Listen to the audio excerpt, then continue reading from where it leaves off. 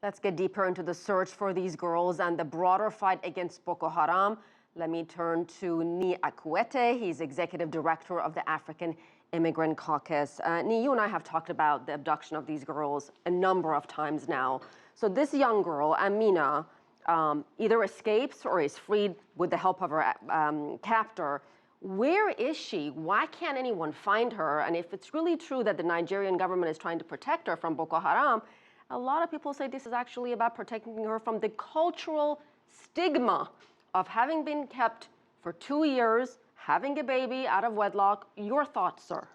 First of all, I think the Nigerian government is clear, have her in custody because she met with the president. She and her baby met with the president.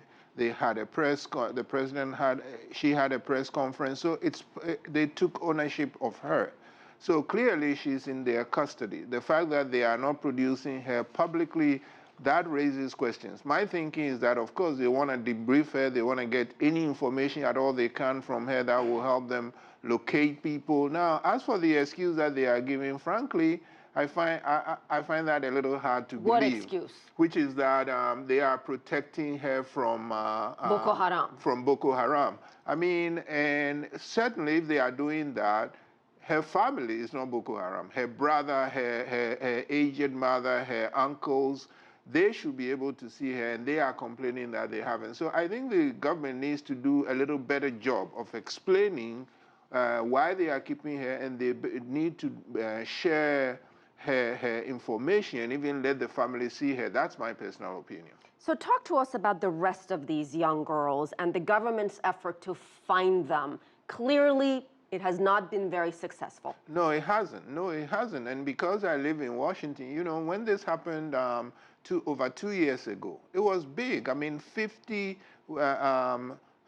a number of women senators in the United States Senate took lead on it. Mrs. Obama, the First Lady of the United States, took lead on it. It was a big international thing, and they said they were going to help Nigeria. They actually did not give them as much help as I would have wanted. The previous Nigerian government and President Jonathan. What would you have wanted to see from the United States government? I would have wanted more technical support, you know, using equipment and intelligence to find where these young women are, because once such a powerful country gives its a word and opinion, I expected them to back it up.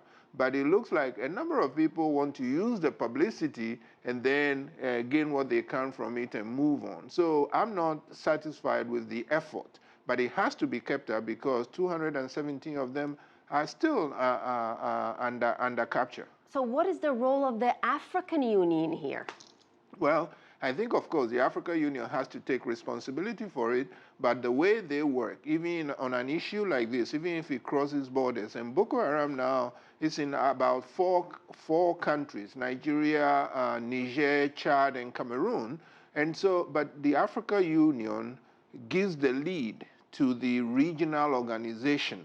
So they will say, okay, you let us know what you are doing and what support you need. But I know that they support finding the girls, and where they think they can help, they do that.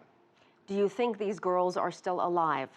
I hope so, and the fact that Amina was able to escape, and the fact that she mentioned the other girls, but she also mentioned 6 that have been killed. So actually that raises my hope that many of them are alive. Previously, until Amina came out, until she escaped, I thought they've been scattered, they may have been killed, they were not in one place. But based on what she said, if we are to believe it as it is reported, it raises my hope that many of them, in fact, most of them are still alive.